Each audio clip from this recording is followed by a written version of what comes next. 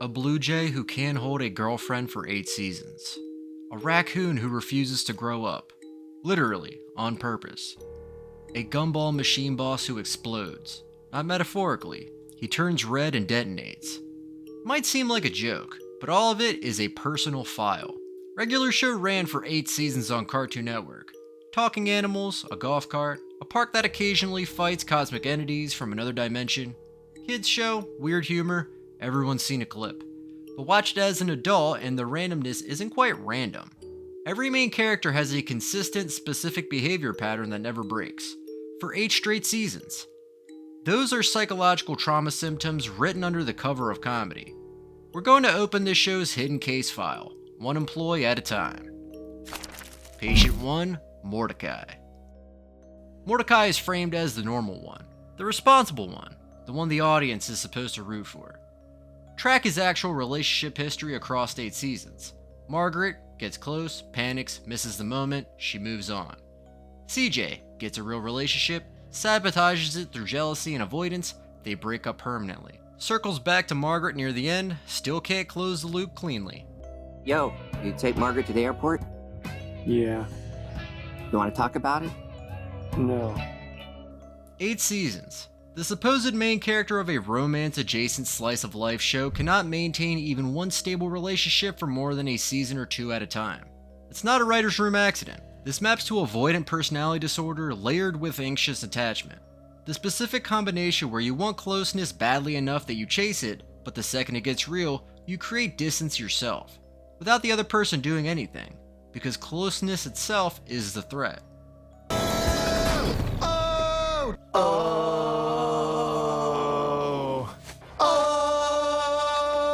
Now look at this catchphrase. Oh! People treat it as a meaningless verbal gag. Watch when it actually triggers. It's not random. It fires in moments of emotional confrontation. Embarrassment, being caught, being seen. It's a tick. A pressure release valve for a feeling he has no other way to process. A character engineered to be liked by everyone who cannot let anyone stay close. That's the most quietly tragic role in the show, and it's dressed as the straight man. Rigby's supposed to be the immature one, but wait until you see what Rigby's actual pathology protects him from. Patient 2, Rigby. Rigby isn't lazy because lazy is passive. Rigby is kinda active. He needs there to be a rule so he can break it. Every conflict Rigby starts follows the same shape. An authority figure sets an expectation, Rigby doesn't stop at ignoring it, he performs absolute defiance of it. Getting Benson to yell is often the actual goal, not the consequence. That's the core mechanic of oppositional defiant disorder. Not simple disobedience, but a need to control the interaction by refusing to be controlled, even when compliance costs him nothing. Don't look at our crotches while we synchronize our watches! Beep beep beep, beep beep beep, synchronized! The bit where Rigby insists nobody look at our crotches while he and Mordecai synchronize watches, people laugh and move on. Look at what's actually happening. Rigby is dictating exactly how he gets perceived, in a moment that has nothing to do with sex or shame on its face. He's controlling the frame. That's the whole disorder served in one 10-second joke.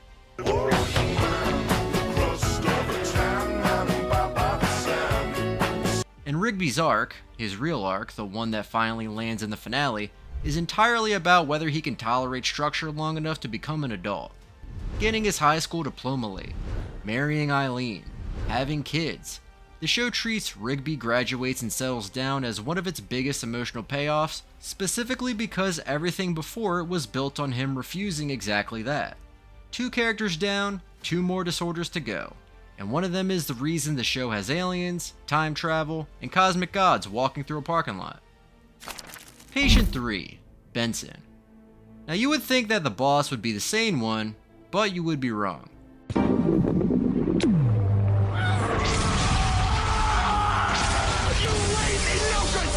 Drive me nuts! Can't you just listen to me once in your worthless life? Because if you did, you'd see I'm trying to teach you some simple responsibility, some pride in doing a job well done.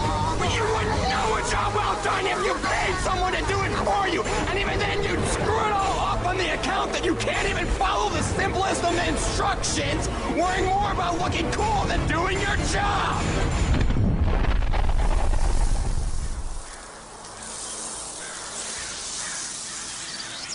Benson runs the park, screams through a megaphone. He turns red, and this is a running gag as a punchline, he explodes. Repeatedly, across the entire series. That's the pattern for Intermittent Explosive Disorder. Normal baseline, disproportionate outburst, short fuse, then it's over like nothing happened. The trigger is almost never the actual offense. It's the accumulation. Mordecai and Rigby slack off for the 100th time, and Benson doesn't escalate. He detonates immediately, full outburst, with no warning. Mordecai, get over here this second or you're fired! What the heck, Rigby? What's the matter with you? Ah! Rigby! Ah! Ah! Ah! Ah! Just say my name one more time! But here's the part that gets buried under the gag. Benson is the only character who ever says out loud that something is wrong. He's the one who clocks Mordecai's self-sabotage. He's the one who calls Rigby out for never maturing. He diagnoses everyone else correctly constantly, yet he has zero power to fix any of it, including his own condition. A manager running a team of untreated cases who is also one of the untreated cases. That's a recipe for destruction. And Benson isn't even the saddest file in this cabinet. That one's still coming. Patient 4, Skips. Skips is an immortal yeti. Sounds like a fun cartoon power, but it is presented as a curse, like consistently. Brave Walks, will you become immortal and fight him when he returns? I'll do it. Immortality has a price. You will outlive your family. You will see loved ones come and go. I've already lost the one I love. Across the series, Skips has outlived his mentors, lost his great love Desdemona, buried the Guardians of Eternal Youth one by one, and kept working a groundkeeper's job at the same park for what's implied to be centuries. In the finale's 25 years later epilogue, every other character pairs off, has kids, moves away. But Skip stays, alone, still at the park. The show doesn't play that as victory. That's complicated grief disorder rendered literal. Grief that never resolves because the losses never stopped accumulating and there's no endpoint to process toward. Most people grieve in a bounded widow. Skip grieves on a loop with no exit because his condition, immortality, guarantees a new loss every time he lets himself get close to someone. And this is the tell for the whole show's internal logic. Regular show is willing to be absurd about almost everything. Cosmic destroyer robots, time travel, a moon made of cheese. It is never absurd about Skip's losses. Every scene involving Desdemona or the Guardians plays completely straight, scored seriously, shot slower. The show knows exactly which character's pain is real. If Skips is the trauma the show treats as sacred, Pops is the trauma the show spends 8 seasons hiding, including from us, the audience. Patient 5, Pops. Pops is an adult, technically the co-owner of the park, and for the entire series he behaves like a small child. Naive, easily delighted, obsessed with the phrase "good show," startled by anything remotely dark or violent. The show plays this as pure whimsy for years, then it recontextualizes the character in 2 moves.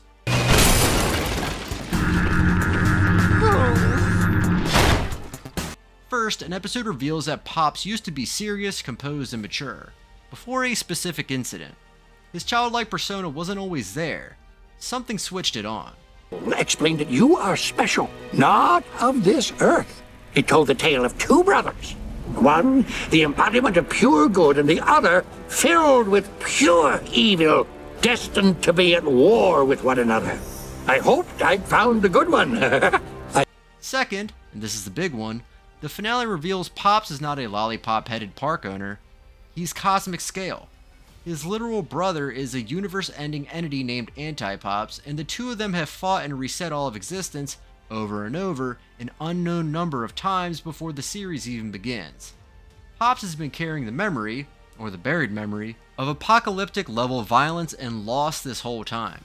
Run those 2 factors together and you get a textbook description of dissociative regression as a trauma response. An adult mind that reverts to a childlike state specifically because the childlike state is safer to live in than the truth underneath it.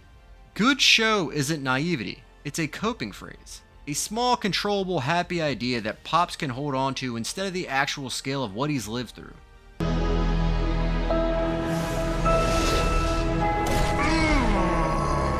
But the finale forces Pops out of that protection. He has to face anti-Pops directly, with full knowledge of what's actually at stake. And the show's answer isn't more violence, it's Pops choosing to hug his brother instead of fighting him at the cost of his own life. It's not a joke resolving, that's actually when a trauma response finally being allowed to complete itself, on the character's own terms, for the first time. Now put all 5 files back in the same drawer, because that's what the park actually is. You've got an avoidant protagonist who can't hold on to love, a rebellious second lead who rejects structure, a manager who can diagnose everyone but fix no one, an immortal trapped in endless grief, and an owner hiding cosmic scale trauma behind a wall. None of them are in therapy. The show never uses clinical labels, yet every main character consistently mirrors a real psychological pattern across 8 seasons. That's why the cosmic horror feels different. The demons and space guys aren't just plot twists. They're the show's way of turning emotional chaos into literal chaos. The park isn't just a workplace. It's a containment field for 5 deeply unprocessed people, led by a 6th who cannot process himself either. And now, regular show The Lost Tapes brings the crew back with Mark Hamill and William Salyers returning as Skips and Rigby. The file cabinet is reopening. None of this makes regular show sad. It makes it smarter than it was ever given credit for. The comedy works because the pain underneath it is real. So which one hit closest for you? Benson, Mordecai, or Pops? Let me know below. If you want the next file open, subscribe, because there are more shows built exactly like this.